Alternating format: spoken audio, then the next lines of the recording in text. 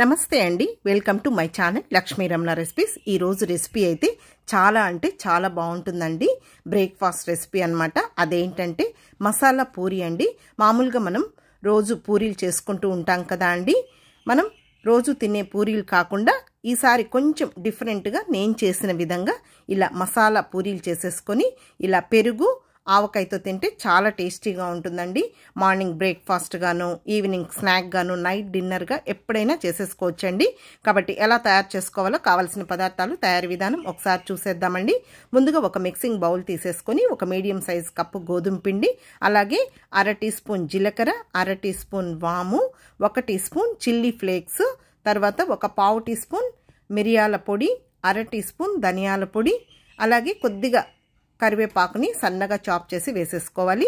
కొంచెం కొత్తిమీరను కూడా సన్నగా చాప్ చేసి వేసేసుకోవాలి. ఇప్పుడు రుచికి సరిపడా సాల్ట్ వేసేసుకోవాలి. 1 టీ స్పూన్ నూనె వేసేసుకోవాలి. కొంచెం నూనె వేసుకున్నామంటే మనకు పూరీలు అనేది సాఫ్ట్గా వస్తాయి. ఇప్పుడు ఈ పిండినంతా కూడా ఒకసారి బాగా కలిపేసేసుకోవాలి. కలిపేసిన తర్వాత నీళ్లు కొద్ది కొద్దిగా వేసుకుంటూ మనం పూరీ పిండిని ఎలా కలుపుకుంటామో ఆ విధంగా చూడండి, చూపించిన విధంగా పిండిని ఇలా కలిపేసేసుకోవాలి. ఇప్పుడు ఇంకొద్దిగా ఆయిల్ వేసేసుకొని కొంచెం పిండిని అంతా కూడా మళ్ళీ ఒకసారి కలిపేసేసుకోవాలి. కొద్దిగా ఆయిల్ వేసి తడిపి పెట్టుకున్నామంటే మనకు పూరీలు అనేది సాఫ్ట్గా వచ్చేస్తాయి. మామూలుగా మనం పూరీలు తింటూ ఉంటాం కదా అండి, ఎప్పుడు ఒకే పూరీలు కాకుండా ఇలా చేసేసుకుంటే చాలా బాగుంటాయి. ఇప్పుడు మూత పెట్టేసుకొని ఒక 10 నిమిషాలు పక్కన పెట్టేసుకోవాలి. పిండి అనేది కొద్దిగా నానాలి.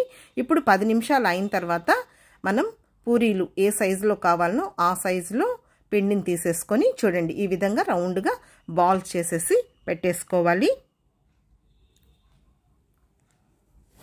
మీకు కొంచెం పెద్ద పూరీలు కావాలంటే చేసేసుకోవచ్చు, లేదు కొద్దిగా చిన్న చిన్న పూరీలు కావాలంటే ఎలా అయినా కూడా చేసేసుకోవచ్చు.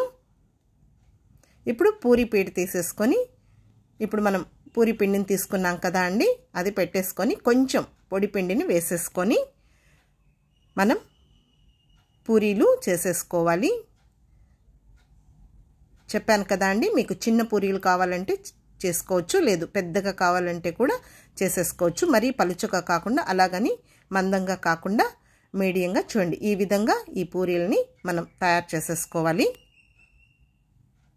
ఇప్పుడు ఈ తయారు చేసి పెట్టుకున్న పూరీల్ని ఒక ప్లేట్లోకి తీసేసుకొని ఇదే విధంగా మిగిలిన పిండిని కూడా ఇలా చేసేసుకోవాలి.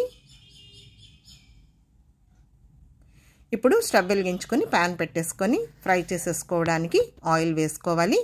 ఆయిల్ వేడెక్కిన తర్వాత ఫ్లేమ్ని తగ్గించుకొని మీడియంలో పెట్టేసుకొని ఇంకా ముందుగా మనం తయారు చేసి పెట్టుకున్న పూరీలని ఒక్కొక్కటే వేసేసుకొని ఈ విధంగా హై ఫ్లేమ్కి మీడియం ఫ్లేమ్కి అడ్జస్ట్ చేసుకుంటూ మంచి కలర్ వచ్చే వరకు ఫ్రై చేసేసుకోవాలి. మరి హై ఫ్లేమ్లో పెట్టి ఫ్రై చేసామంటే పూరీలు మనకు త్వరగా కలర్ వచ్చేస్తాయి. సో అందుకని హై ఫ్లేమ్కి మీడియం ఫ్లేమ్కి అడ్జస్ట్ చేసేసుకుంటూ చూడండి ఈ విధంగా ఫ్రై చేసేసుకోవాలి. ఇప్పుడు ఆయిల్ అంతా కూడా స్ట్రెయిన్ చేసేసుకొని ఒక నాప్కిన్ వేసుకున్న ప్లేట్లోకి షిఫ్ట్ చేసేసుకోవాలి. ఇంకా ఇదే విధంగా మనం మిగిలిన పిండిని ఇలా పూరీలు చేసుకుంటూ ఈ విధంగా ఫ్రై చేసేసుకోవడమే. ఈ పూరీలు మెత్తగా కాకుండా కొంచెం క్రిస్పీగా ఉంటేనే బాగుంటాయి. మెత్తగా ఇష్టపడేవాళ్ళు మెత్తగా చేసుకోవచ్చు, క్రిస్పీగా కావాలంటే క్రిస్పీగా చేసేసుకోవచ్చండి. అంతే అండి, ఇదే విధంగా మిగిలిన పిండినంతా కూడా చేసేసుకోవాలి. ఇప్పుడు ఒక ప్లేట్ తీసేసుకొని ఈ పూరీల్ని డిష్ అవుట్ చేసేసుకుందామండి. ఇందులోకి కాంబినేషన్గా ఆవకాయ అలాగే పెరుగుతో తింటే చాలా బాగుంటాయండి.